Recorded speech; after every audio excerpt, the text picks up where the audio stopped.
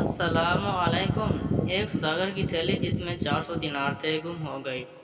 اس نے ڈھول پٹوا کر اعلان کیا کہ اس طرح کی تھیلی گم ہو گئی ہے، جس کو ملے وہ لے آئے تو اسے 200 دینار انعام دیا جائے گا۔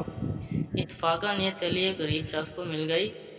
وہ اسے لے کر مالک کے پاس انعام کی امید میں پہنچ گیا، لیکن سوداگر اپنی تھیلی کو دیکھ کر بدنیت ہو گیا اور اس غریب آدمی سے کہنے لگا، اس تھیلی میں نہایت قیمتی موتی بھی تھے، کیا وہ بھی اس کے اندر ہیں؟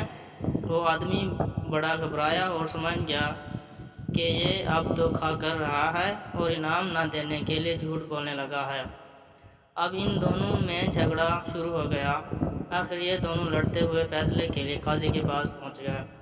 قاضی نے اس غریب آدمی سے موتیوں کے بارے میں پوچھا تو وہ قسم کھا کر کہنے لگا، تھیلی میں دیناروں کے سوا کوئی چیز نہیں ملی۔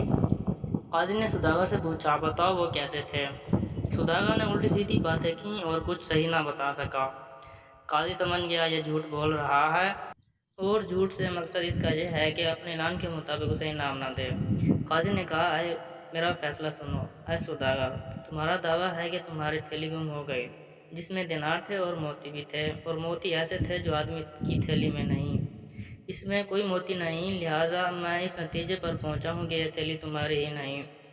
لہٰذا تم اپنی گمشدہ تھیلی کے لیے پھر سے اعلان کراؤ، ممکن ہے تمہاری تھیلی پھر سے مل جائے اور تم کامیاب بامراد بن جاؤ۔